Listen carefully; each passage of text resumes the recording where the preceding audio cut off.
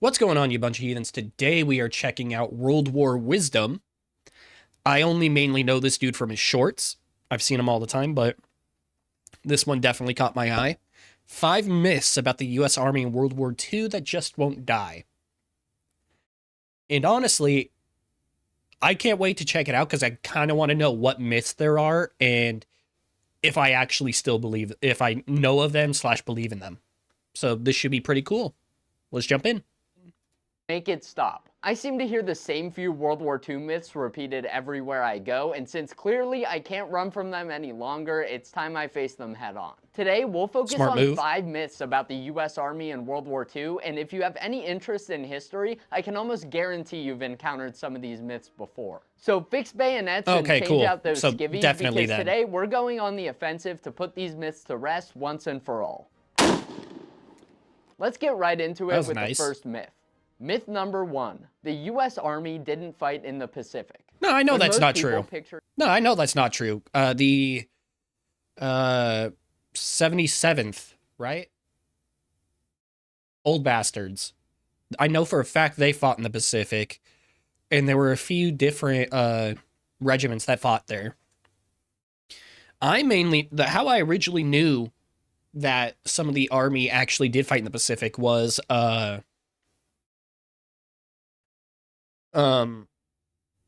the TV show The Pacific, focusing on John Basilone, where in one of them they steal a bunch of shit from the Army supplies because the Army was getting supplied more than the Marines were, or at least they were in the show. U.S. troops fighting in the Pacific during World War II, they picture Marines. After all, the Marines handled the Pacific while the Army was busy fighting in Europe and North Africa, right? I mean, to be fair, I think it was majority. Don't get me wrong, Army definitely did fucking help, but I'm fairly positive, unless I might get humbled here real quick. I always assumed it was a majority of Marines in the Pacific. Right? Wrong. At maximum strength, the Marines fielded 6 divisions in the Pacific and Asia, amounting to somewhere around 250,000 Marines. The Army, on the other hand, fielded 22 divisions in that same region, plus additional combat groups, all of which added up to almost 2 million soldiers in theater. So not only was the Army present in the Pacific, so I was way off. Vastly outnumbered the Marines, making the Army the primary U.S. land fighting force in the Pacific theater. I was way off then. In the Pacific, Army logistical troops worked hard to supply not only the enormous number of U.S. soldiers in theater, but also the Marine Corps, who relied almost entirely on the Army and Navy for logistical support. Army ground troops were landing on island after island and engaging in brutal fighting with the enemy. Army medical personnel were operating the majority of the field hospitals. The U.S. Army Air Forces were pouring it on the Japanese from above. Army leadership was dictating the strategy of the war. I could keep going on, but you get my point. Now, my intention here is in no way to discredit the contributions of the brave Marines who served in the Pacific during World War II. No, you're just trying. I know exactly what you're doing. You're just setting the fucking record straight that, yeah, no. The Pacific is mainly thought about as the Marines, but as it turns out, there were more Army personnel in theater. And that makes perfect sense. I know exactly what you're trying to do. And if anyone tries to paint you in another light, they're fucking stupid. In fact, it's my opinion that the efforts of both the Army and the Marines are often underrepresented and not given the spotlight they deserve. Okay, so if the Army had more troops in the Pacific than the Marines and did more of the fighting, why do so many people associate the Devil Dogs with the Pacific theater? Well, I think there are 4 main reasons for this. First, the Marines had better PR than the Army. Even during the war, many of the headlines about the Pacific... Yep, better PR. The main PR that I think of when I think of the Marines in the Pacific is obviously Iwo Jima. Guadalcanal, shit like that. The Marines had built up a reputation for being this elite outfit of fighters, and stories of this relatively small group of elite U.S. troops hammering the Japanese made for great reading on the home front. History News Network has a great article about the U.S. Army in the Pacific, and it includes some quotes from U.S. Army soldiers about the media frenzy surrounding the Marines at the time. U.S. Army Major General Oscar Griswold is quoted as saying, Out here, mention is seldom seen of the achievements of the Army ground troops, whereas the Marines are blown up to the skies. There was even one junior officer in the US Army who wrote this in a letter to his family. The Marines are so hopped up with their publicity. Someone has to fight them, and I'm the guy. Our men are getting awfully tired of reading about the exploits of the Marines out here. We have been able on many occasions to identify pictures of Marines in action as being pictures of Army troops. The standing joke now is that the Marines' secret weapon is the Army. Second, the Marines led the charge in many of the most famous battles. I can tell you Marines weren't very happy about that. The Marines didn't get all this focus on them for nothing. While it's true that the Army did more of the overall fighting in the Pacific, the Marines spearheaded many of the most well-known landings. US Marines landed in the first waves at Guadalcanal, Peleliu, Tarawa, Iwo Jima, Okinawa, and more. Obviously, that was incredibly dangerous, and this led to the Marines having a much higher casualty rate than the US Army overall. Yeah, wasn't there a super, like, I want to say derogatory fucking nickname for them as bullet sponges or something like that, because a lot of the time on these super big battles where they would constantly get bigger and bigger casualty rates, that they started getting called that. I'm not positive, don't quote me on that. I'm sure someone will be able to tell me down in the comments, but I feel like I've heard that before. These large-scale operations naturally made lots of headlines, and even though the Army was involved in all of those operations, the focus was often put on the Marines who led the charge. Third, the Pacific was the Marines' primary focus during the war, while the Army was also fighting in Western Europe, the Mediterranean, and North Africa. There were exceptions, but the Marines were almost exclusively involved in fighting the Japanese during the war, while the Army was also fighting Germany and Italy. Given what we've covered about how much the public heard about the Marines fighting in the Pacific, it makes sense that many people started to associate the Marines with fighting the Japanese and the Army with fighting the other Axis countries. And that's what I do. That is exactly what I do. We're talking World War II. I picture Marines taking care of the Pacific and fighting the Japanese, and I think of the Army fighting mainly Germany. Those are mainly the two that I see them. Fourth, Hollywood loves the Marines. I mean, who could blame them? The Marines are badass and they fought in a lot of high-profile battles. But there's been way more media produced over the years about the Marines fighting in the Pacific than the Army. Gung-Ho, Sands of Iwo Jima, the Pacific, Flags of Our Fathers, and Wind Talkers are... Okay, the Pacific, yes, it focuses on Marines, but it's mainly about John Basilone, who was a Marine, so that makes sense. Wind Talkers, I know it's fairly good. I don't remember anything about it, though. It used to be one of my brother's favorite fucking movies to watch, so I always ended up tuning it out. From the big screen. The US Army and the Marines both contributed heavily to the fighting in the Pacific, so next time you hear someone repeat this myth that the Marines did it all, make sure to set them straight. This next myth is so popular that I often hear people talk about it like it's just common knowledge. Myth number 2, the US Sherman tank sucked in comparison to the superior German tank. Ha! I know that's a lie. People often imagine the M4 Sherman as this puny little tank that was far outclassed by German tanks and turned into a flaming death trap anytime you shot at it. Nope. And frankly, I won't stand for this Sherman tank slander any longer. Sure. We had a great, Sherman tanks, even if they did get taken out, had a great survivability rating. Where the tank would be able to get killed, but it was one of the most effective and impactful tank designs in history. Yep. I think there are 3 main reasons why this I won't change your mind. I know that's true. I like that. Discredited these days. I'm not planning to have a list of reasons for every myth. That's just how it's working out so far. First, many people only focus on early versions of the Sherman, which did have some issues. The biggest issue people tend to focus on is their reputation for catching fire when they were hit by the enemy. This was somewhat of a problem early on, but the military fixed it relatively quickly by moving the ammo racks and adding wet ammo stowage. Wet stowage refers to liquid-filled bladders that would help prevent fires if the ammo racks were hit. This didn't make it impossible for Shermans to catch fire, but it significantly reduced burn rates. Even before that change though, Shermans didn't really burn at a way higher rate than other tanks of the period like many people think. That problem certainly wasn't unique to the Sherman. Plus, a penetrating hit bad enough to set the ammo on fire likely would have put the tank out of action even if it didn't catch fire. Later versions of the Sherman also had thicker armor and other improvements that helped even more. Even among Shermans that did burn during the war, the crew members were often able to safely bail out before the flames consumed the... See, just like I fucking said, it actually had pretty good fucking survivability even after getting caught on fire. Tank. Especially with those changes made during the war, Sherman tanks weren't Tommy cookers like many people say any more than German tanks were kraut roasters. Second, people put too much emphasis on tank versus tank comparisons. Don't get me wrong, just like any other World War II nerd, I love looking at the stats of one tank in comparison to another because I find it interesting, but these comparisons are basically useless at determining how effective a tank was on the battlefield.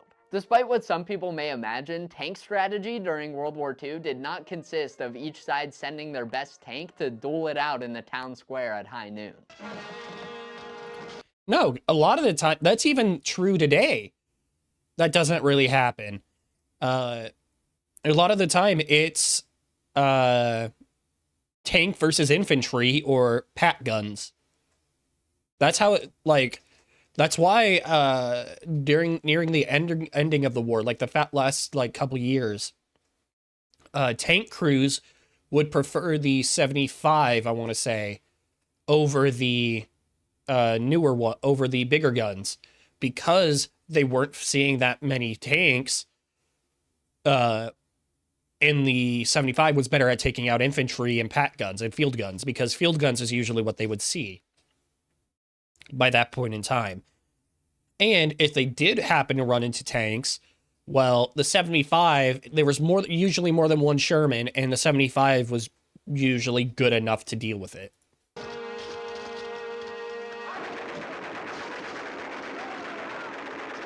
Tanks often work hand in hand with the infantry to assault enemy positions, and even though, of course, tanks did encounter other tanks at times, enemy tanks only made up about 15% of the targets fired upon by US tanks during the war, according to a US Army report. The majority of targets were things like buildings, fortifications, enemy personnel, anti-tank guns, other vehicles, etc. In addition to the fact that it was somewhat rare for these tanks to actually be duking it out with one another, these comparisons are often super unrealistic and stacked against the Sherman. Oh, you're telling me the Sherman medium tank had thinner armor and a smaller gun than the German King Tiger heavy tank? Well, that must mean the Sherman was a terrible design.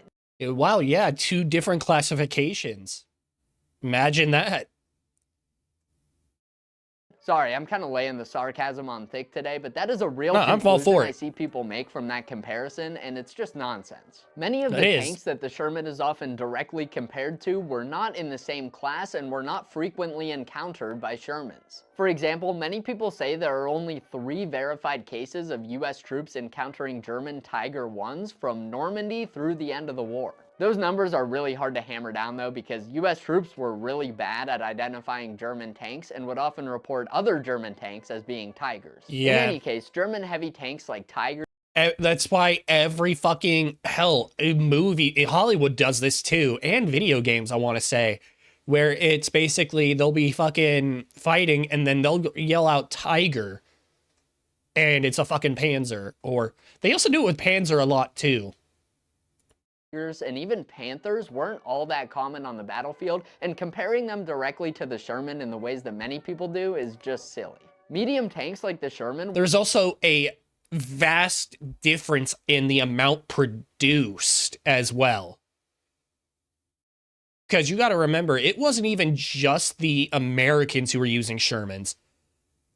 Russia was using Shermans sent over for Lend-Lease. Britain was using them. Many countries were using the Sherman during the whole war. Mobility and support, not for tank duels. The German heavies were behemoths built around a completely different doctrine. Now that I think about it, maybe we should have designed some other type of vehicle designed specifically to destroy those German tanks. We could call it like a destroyer tank or something along those lines. It's almost like we did. Nah, that's a stupid idea. It makes a bit more sense to compare the Sherman to something a bit more common and similar, like the Panzer IV, but even then, it's not like those tanks were dueling all the time or something. And third, the Sherman's German counterparts have developed larger-than-life reputations. Of course they did. In addition to German heavy... It's because a lot of the time, the fucking, who was it who, Laser Pig did a fucking video on it, because he talked about the Cromwell versus... I forget who it was. It was the Cromwell versus someone or another. And he's also done video during D-Day. And he's also done he also did a video on, I forget who it was. The fucking Desert Fox dipshit. The SS officer who everyone always glorifies despite, you know, being SS. Basically, a lot of the time, those guys didn't get prosecuted after the war. So they went out, wrote their own books to play up what they were doing. Tanks not being super common on the battlefield, they often weren't that great. In fact, that's one of the reasons they weren't all that common on the battlefield. They often didn't even make it there due to mechanical failure. Yeah, they kept breaking down. The Sherman was a great vehicle that was fairly reliable and easy to maintain. While the US was making simple, practical tanks that were effective on the battlefield, the Germans were busy trying to design the largest and most complicated tanks in history. And believe it or not, it didn't exactly pay off for them. People often share these sayings. I mean, they fucking lost. The Tiger was as good as 5 Shermans, but the Americans always had 6 of them. There's even an entire subreddit called r/Sherman Economy dedicated to tracking these. Oh, God.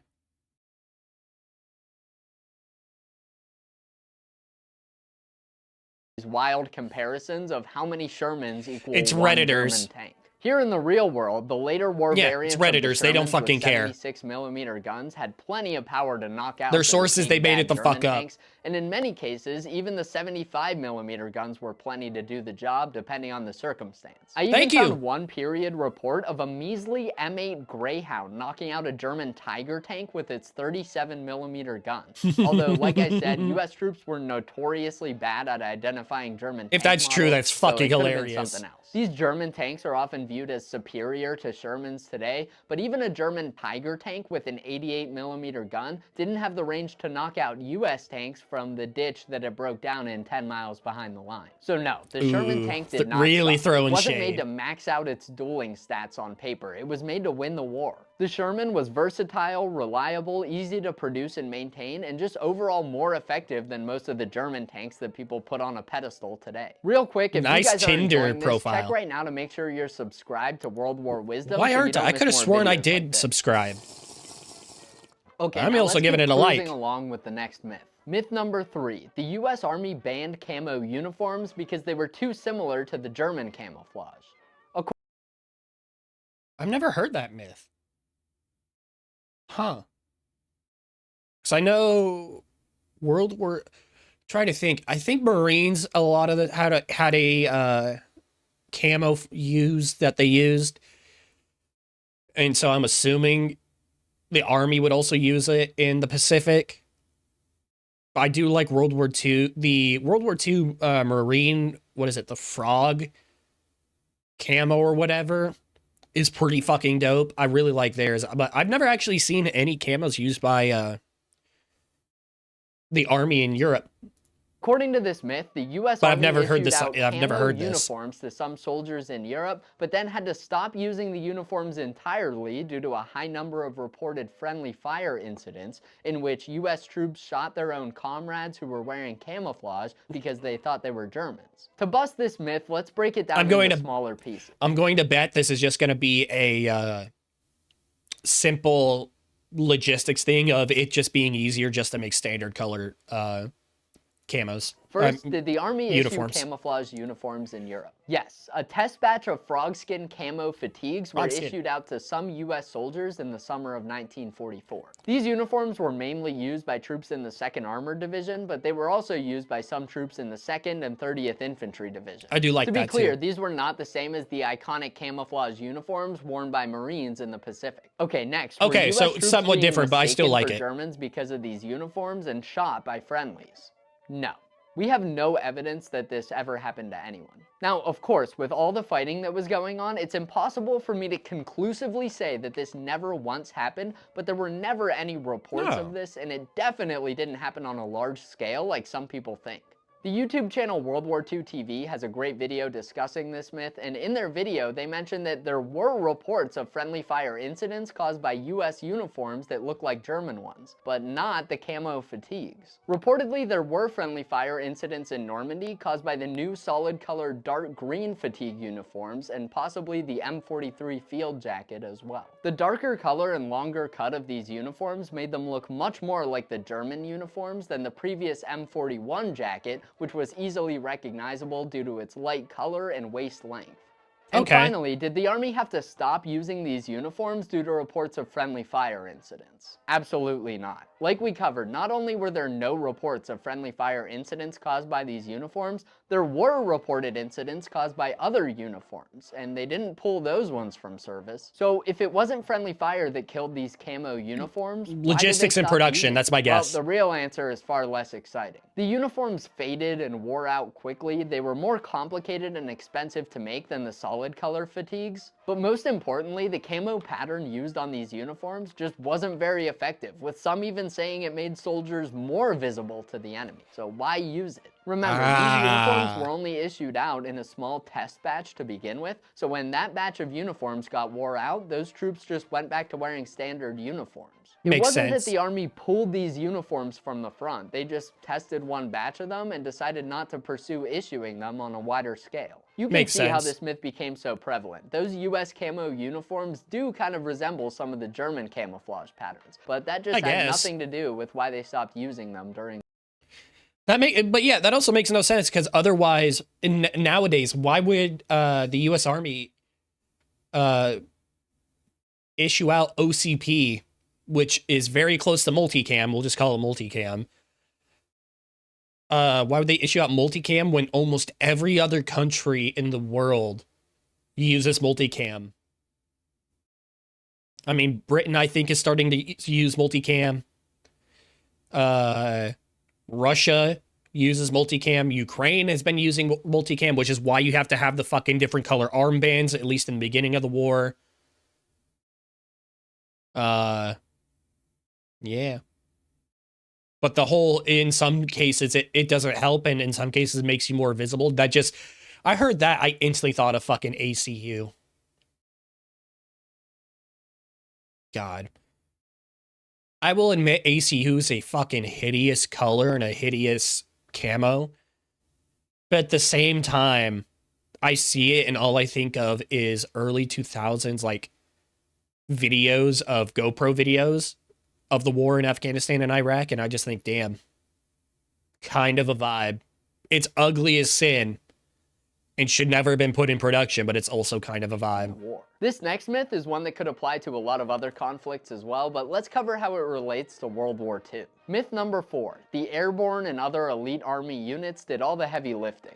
The airborne, the Rangers, the 1st Special Service Force, clearly these are the elite troops that won the war by themselves. Forget about the other 99% of the US Army. Now, I won't pretend not to understand why so much focus is put on these specialized World War II units, even though they made up such a small percentage of the fighting force. They were unique. They're super interesting. Of course, a unit like that. Well, why else in, well, look at Hollywood today. Any war movie, a lot of the time, you don't focus on the regular grunts. It's Delta Force, SEAL teams, you know, all the Rangers. But even then, Rangers are still not as shown because they're... Yeah, either way, you know what I mean. Even then, Rangers are kind of depicted more so as regular infantry when they're not. But it's because special forces are special. So they think that you don't really see any focus on ground grunts anymore. I mean, fuck, look at video games. They're all, a lot of the times, military, modern warfare. Take a look at the original Modern Warfare. You played as a grunt of a Marine and then an SAS operator. Modern Warfare 2. SAS operator, Army Ranger. Third one, Delta Force and a ex-Spetsnaz. Like, it just constantly keeps getting more and more and more.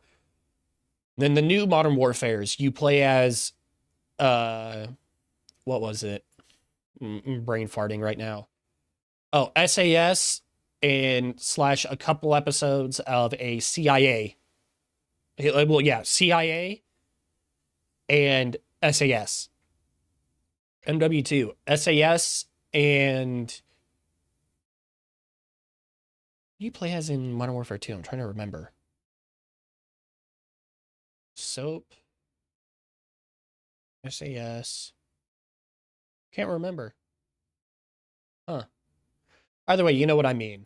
You don't really play as grunts anymore like you did in jump out of planes, Battlefield 3 and shit. Custom-made gear and equipment, and took part in some of the war's most famous battles, is going to stand out from the Army's 68 standard infantry divisions. Those standard infantry divisions can all start to blend together in some people's mind, but they were the backbone of the U.S. Army. From the Philippines to Sicily to the Hurtgen Forest, conventional USGIs were face-to-face with the enemy day in and day out, mounting attacks, repelling enemy assaults, and just holding. While I get they're cooler to look more into a lot of the time, special forces, I don't understand where the fucking myth comes from that special forces did everything. That's a stupid thing to do. I mentioned were often reserved and sent out on specific missions, and because of that, they get a lot more attention than the regular GIs who were out living on the line. The airborne, for example, made up around 18% of the US troops who invaded occupied France on D-Day, and as more and more soldiers poured into the beaches in the following days, that percentage dropped significantly. Those paratroopers had a very important and dangerous job, but that job wasn't to go win the war by themselves or something. I think in some people's mind, the airborne has started to outshine the rest of the Army troops who took part in that battle. The airborne kicked open the door to France so the rest of the Army could pour in and get in the fight. It's a similar story with the Army Rangers. They also had very crucial and dangerous missions on D-Day, and they fought bravely, suffering many casualties in the process. The Rangers were an even smaller force, though, making up roughly 1% of the US Army troops who landed on D-Day. Similar to what we covered with the Marines, the inflated perception of these units is in large part due to pop culture overexposure. In addition to just being unique, these units and the missions they took part in often lend themselves perfectly to creating narratives for books, movies, and video games. A relatively small, specialized group taking on a dangerous, high-risk mission that can be resolved fairly quickly is like the perfect narrative formula. I just remembered. The last Call of Duty game I remember just playing a standard run-of-the-mill grunt would be World War II. Call of Duty World War II. That's like the main one that I can think of. That I literally was just thinking of that. I think it was them. You just played a cog in the machine. I miss that era of gaming where I'm not a special forces operator. Just let me be a cog in the machine on these big fucking battles. An interesting movie about a run-of-the-mill infantry division that's slogging it out on the front lines for months on end can be a bit more difficult. But those divisions are the ones who are out there. Saints and Soldiers did it pretty well, from what I remember. Saints and Soldiers was pretty good. Saving Private Ryan, I want to say, did it. I don't think they were specialized. What else was there? I can't think of anything. Oh, by the way, if you want to read a really good book based in World War II, check out Soldier Boys. It's a story. It tells the story of a 16-year-old enlistee for the U.S. and a 15-year-old enlistee for the Germans, and it swaps back and forth between their perspectives. At least I think I'm getting those ages right. Really good book. I read that when I was younger. I reread it again like a year or two ago. I want to reread it again because that's actually a really good book. They're getting the job done.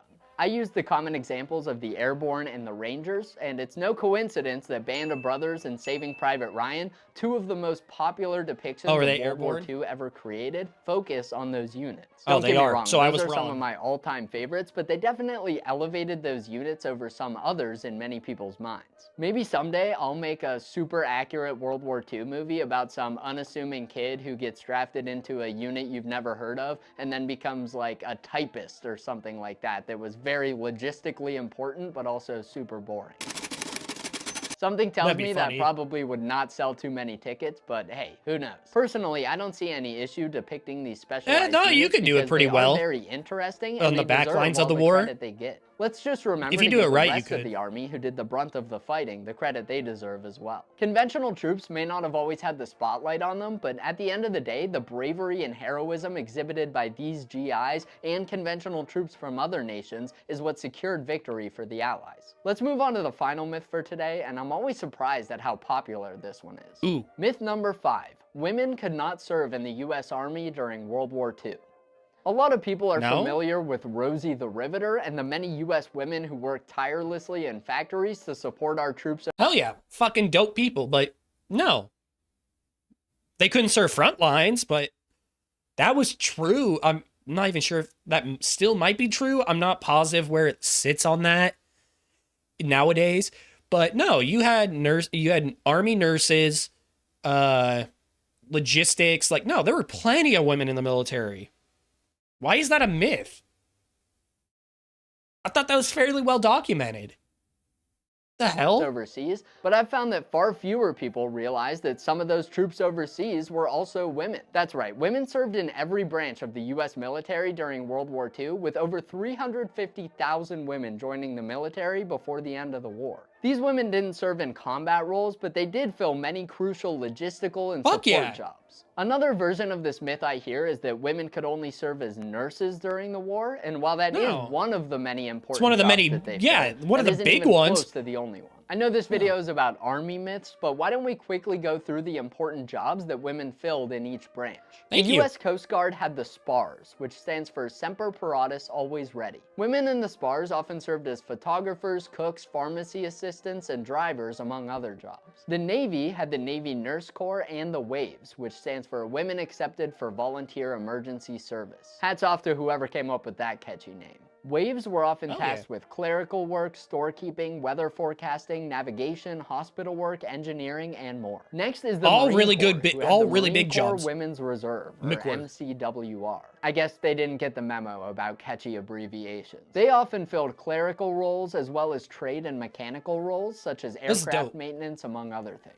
The Army Air Forces had the WASPs, or the Women's Air Force Service Pilots. These pilots often ferried aircraft, towed targets for gunnery training, and served as instrument instructors. And finally, the Army had the Army Nurse Corps and the WAC, for Women's Army Corps. WACs filled a wide variety of roles like switchboard operators, mechanics, postal clerks, drivers, typists, and medical personnel, just to name a few. These jobs were not combat roles, but many of them were still very dangerous.